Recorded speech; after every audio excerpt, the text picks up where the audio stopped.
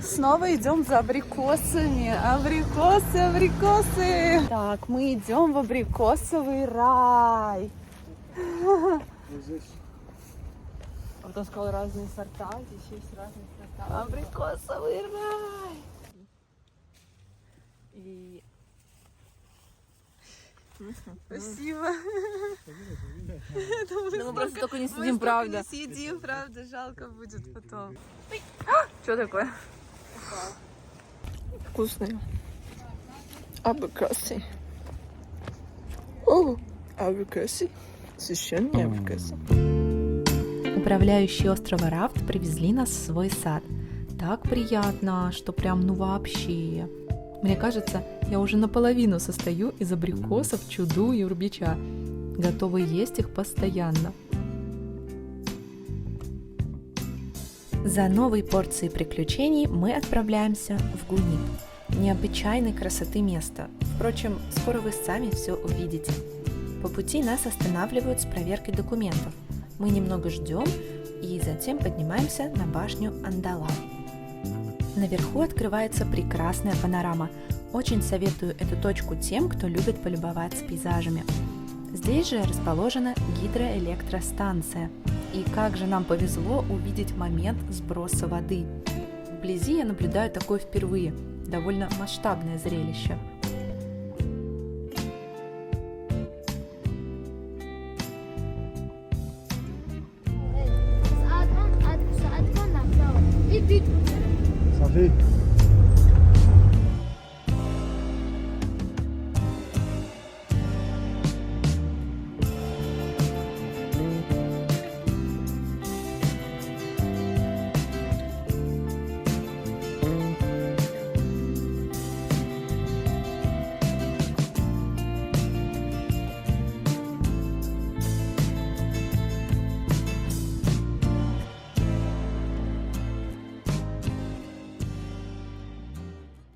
Сегодня на веранде у нас вот такой пейзаж. И весь гостевой дом снова наш. Нет других туристов.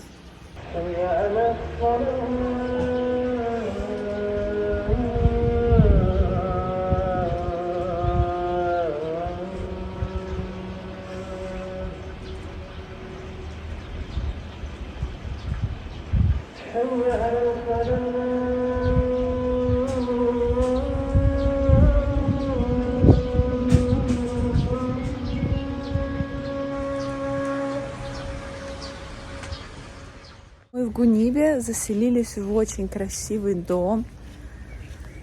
И сейчас идем исследовать город. Просто спокойно гуляем по этим тихим улочкам. Из-за дождя мы не смогли пойти на точку Айвазовского. Хотя, в принципе, мы можем поесть и на тачке доехать. Может, где-то найдем. Тут такие хоп-хоп. Вот.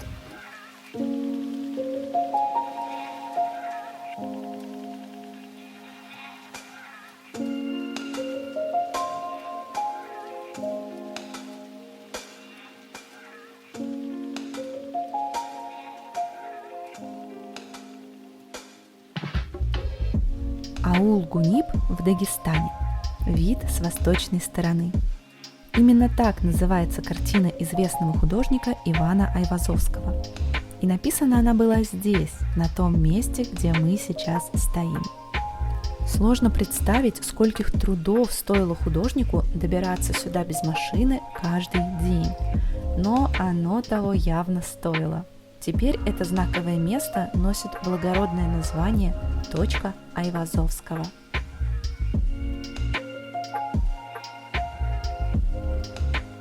Вдали по левую сторону отсюда виднеется гора Маяк. Именно туда мы планируем совершить восхождение. Выглядит немного нереально, но да, мы вдвоем решили покорить высшую точку Гунипского плато.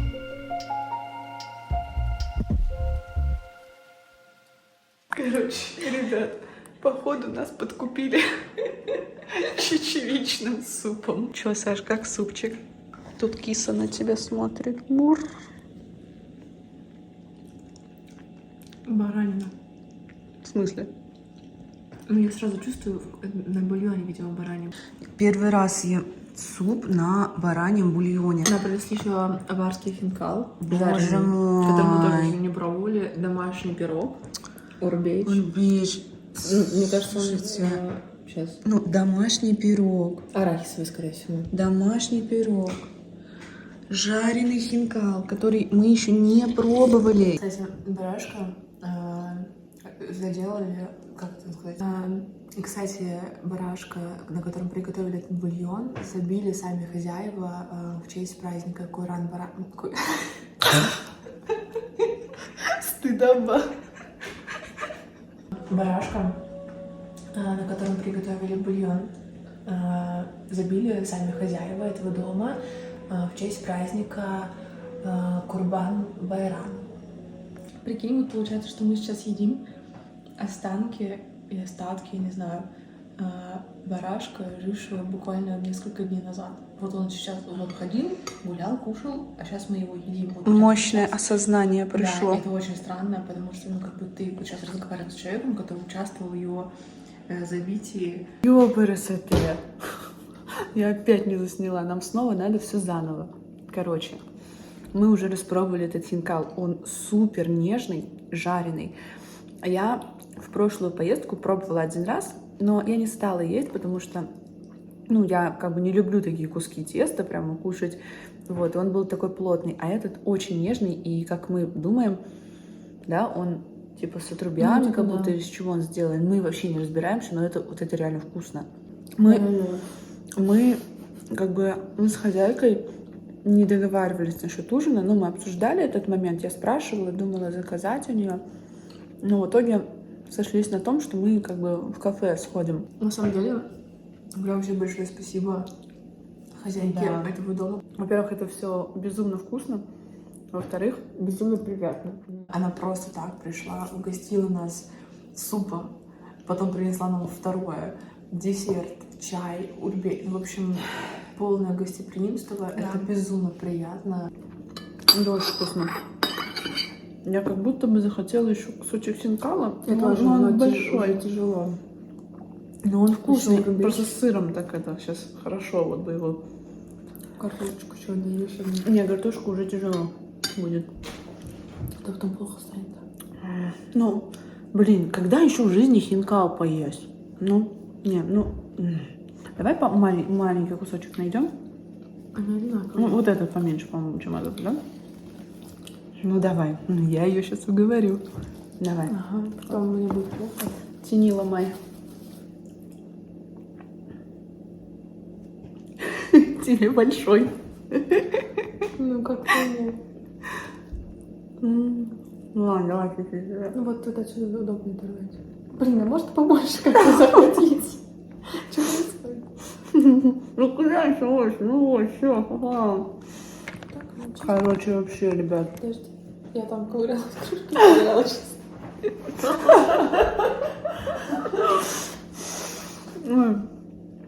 Много чего не входит в кадр. Имейте в виду. Саша на разливе. Давай. Как он пахнет. Блин, пахнет не так сильно приторно, как это обычно бывает. Обычно там, если где-то там заказываешь облепиховый чай. Ну, они что-то там такое, мешают сахар, прям, все да, что-то. прям Да. ядрёно такое. А здесь очень чувствуется, но очень мягко, приятно. Мы не знаем, вот это урбеч на пирог надо или, наверное, не надо. Ну, Сначала пробуем в общем, так. если нас будут смотреть местные, они скажут, что они творят вообще. Но с другой стороны, наверное, урбеч можно есть Ну, совсем конечно. чем угодно. Короче, притащила из Москвы палки. Можно пониже сделать. Так, значит, сейчас у нас предстоит нормальный такой поход. Мы идем на гору Маяк. Солнце палит. Мы намазались кремом. Я надеюсь, это нас хоть немножко спасет. В общем-то, мы планируем целый день провести здесь, в горах. Нас довез уже наш чудесный водитель Шамиль. Точнее, хотел нас довести до кемпинга, но мы чуть-чуть не доехали. У него там небольшие поломки произошли с машиной, но все хорошо. Вот. И сейчас мы, собственно, будем начинать наш путь восхождения на гору Маяк. И, кстати, еще такой момент, что здесь не работает интернет, здесь нет связи, соответственно, мы не можем посмотреть дорогу, как правильно идти, но как бы в целом, я думаю, что мы не потеряемся, потому что здесь есть колея от машины, какие-то тропинки, сможем, я думаю, спросить у каких-то проезжающих людей или там туристов где-нибудь, может быть, мы их встретим. Вот, местных тоже, поэтому думаю, что все будет нормально. Так даже интереснее без карты. В какой-то момент на нашем пути появилась развилка. Без интернета мы не знали, куда идти, но здесь нас снова выручила попутная машина. И вот что из этого получилось. Давай, Саша, репортаж. Да. В общем, мы поднимались в сторону горы Маяк, вот, и добрые люди, Мурат, нас подвезли, немного помогли, нам мы устали, запахались, вот, просто по доброте. Вот, очень благодарны, спасибо большое, указали нам дорогу, куда нам идти дальше, в общем. Москвичи, мы здесь людей не едим, мы не бандиты, нормальные люди, приезжайте. У нас единственное есть определенные, там, скажем так, дресс-код одежды, но это уже как все людское, короче, абсолютно без проблем. Мы тут живем, у нас тут самая крайняя ферма. Дальше больше мы будем и тоже свою, скажем так, инфраструктуру приема гостей, скажем так, да, делаем. Там будет еда и все остальное тоже. Примем, проводим, все будет красиво. Сюда приехал цесаревич, короче, в те времена, когда здесь Кавказская война закончилась. Там огромная работа по скале это проделана. Там люди, конечно, представляю, 25 солдат служил, и ему приходилось работать. Там туннель в скале пробит. Там метров 30-40, наверное, почти. Туннель. Там сзади наше село внизу. Здесь ребята, здесь приезжают в основном с больными детьми, с дыхательными проблемами. У астмы, у кого что-то. Они здесь без пшикалки, короче. Не один год, а подряд постоянно приезжают к ребятам. Особенно во время цветения. Вы сами видите, сюда добираться чуть посложнее. Но там есть интернет и вот электричество, все необходимое, скажем так. Есть на дороге не очень. Вот такие вот места. Вон наша ферма. Летом наши женщины поднимаются сюда наверх. Сыр, масло, все такое. В общем, здесь альпийские луга. Снимай как драку снимай. Да.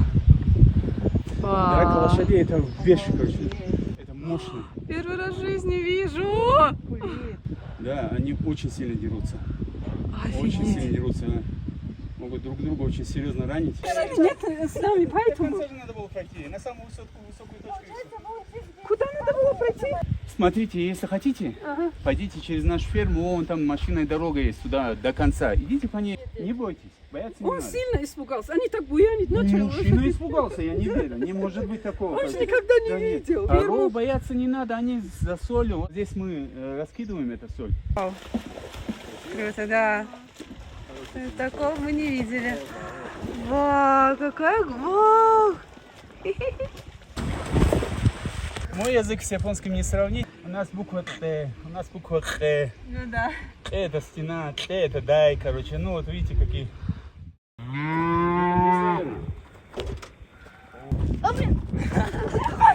Да, она наоборот уходит. Скажет, это жестокое обращение. Вот из-за этого уже моего племянника привлекут.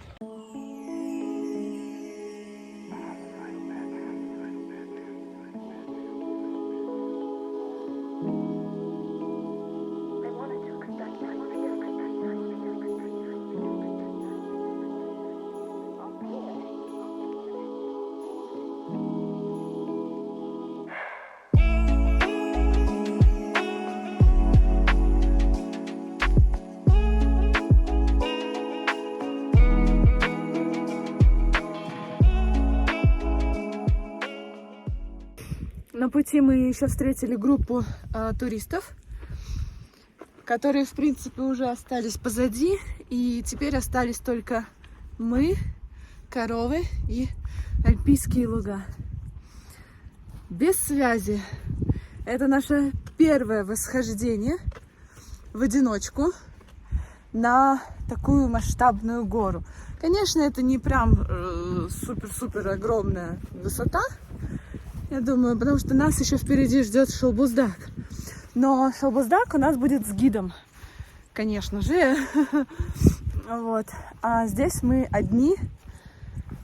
Я надеюсь, мы доберемся до вершины, а потом еще спустимся благополучно обратно и зайдем на чаечек с сыром к Мураду.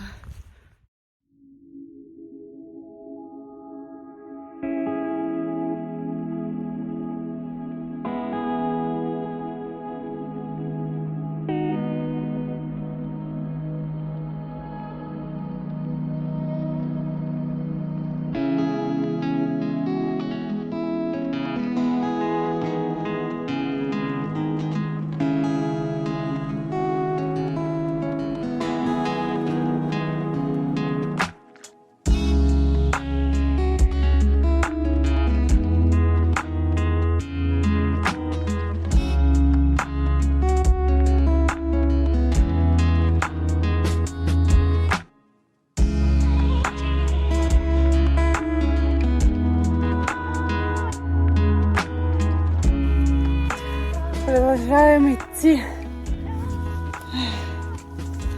Сейчас 1:30. Мы уже идем 2,5 часа. Уже совсем скоро мы доберемся до вершины. Нам вон туда. Вон туда. Хорошо, что по пути так люди иногда попадаются, потому что я вообще не ориентируюсь в горах. Вообще вот. И периодически можно спросить, в каком направлении идти. Я считаю, нам очень повезло с погодой, потому что нету супер палящего зноя, и периодически солнце заходит за облака, вот, и есть время как бы насладиться вот такой прохладой.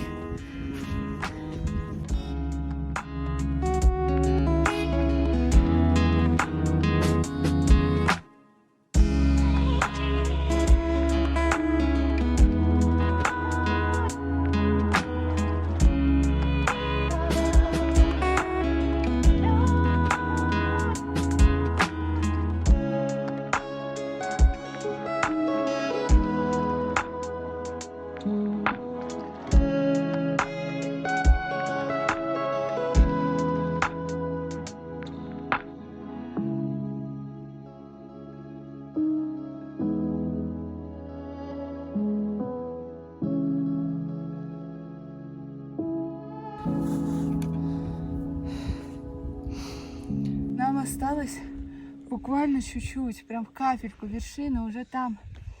Но здесь очень крутой подъем, что мы просто сели хотя бы пару минут просто вот, чтобы ноги отдохнули. Сил нет. Еще капельку. Фу, какие грязные штаны. Так извозюкались. Но горы есть горы. Ветер холодный начался уже прям. Да, вот я укуталась в шарф, потому что реально ветер холодный.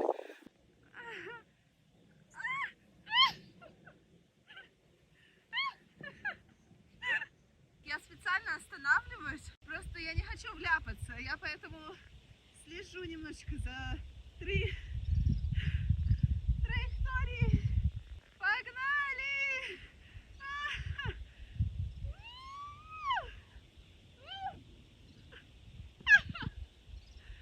Не, ну я считаю, я даже молодец. Я даже не вляпалась. Миссия выполнена. Да. Высшей точкой Гунипского плато является гора Маяк, высота 2352 метра. С нее виден весь внутренний Дагестан, и можно даже увидеть заснеженные горные вершины.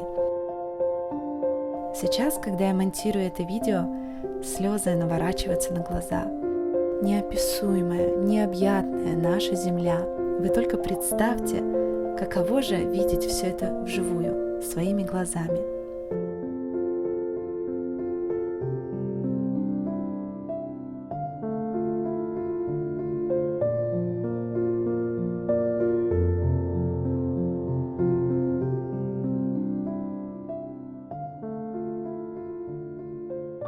Друзья, спасибо, что смотрите мои видео.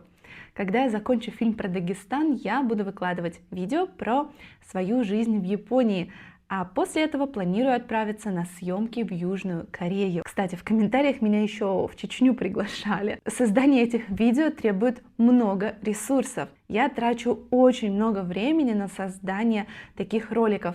Поэтому, если вам нравятся мои видео, вы можете поддержать мой канал, чтобы я могла выкладывать еще больше travel-влогов и показывать вам разные страны. Можно поддержать меня финансово, сделав перевод на любую удобную для вас сумму. И, возможно, именно ваш вклад станет еще одним шагом к моим новым приключениям. Реквизиты оставляю в описании под видео. Кстати, а какие страны или города вы бы посоветовали для посещения? Напишите об этом в комментариях. И не забывайте, что просто доброе слово и ваши лайки мне будут тоже очень приятны. Приятного просмотра! Как у вас дела? Чаю. Да, чаю будет. Красивый вид. Очень. Пробоваю можно. Если вы приехали сюда через лет 5, не знаю, когда тут нормально будет все. Может, поедем. Как раз... Ну хорошо. Договорились. Мы вас запомнили. Договорились. Про лягушки скажи. Скажи про лягушки. Да, так что японский как? Тедди, чай. Чай, Тедди. Прямо. Возможно, тебя засняли. Все, ты популярный. Засняла руку. Да, рука популярная. Станет. Крепкий, слабый. Средний. Мне тут уже добавлять, короче. Да, мы сейчас добавим. Если Спасибо. чабрец добавьте. Ну, хлеб я вам так поломаю, как это. Это вчерашний хлеб, правда? Ну ничего. Я хлеб люблю. Мы ломаем обычно хлеб, ну бывает и режем, короче. Спасибо. Вот так местный фермер Мурат захотел поучаствовать в нашем фильме, поделился своими историями, показал округу. Можно сказать, это был мой первый опыт такой репортажной съемки. Все получилось довольно спонтанно. Имея лишь один телефон в руках, приходилось думать о звуке, о картинке, о ракурсе и еще успевать что-то посмотреть вокруг. В общем, заснять материал оказалось не так просто, но я очень рада, что в нашем фильме получился такой эпизод. Спасибо Мураду и его близким за гостеприимство. Итак, уставшие и довольные мы отправились домой, и здесь могло бы быть прекрасное завершение, но, к сожалению... Нас просто выгнали. Как бы впечатление вообще от места очень сильно попортилось. У вас тут прям сервис 5 звезд. Тут даже можно выйти из окна. К одному в гости зайти, к другому. Кому дальше пойдем?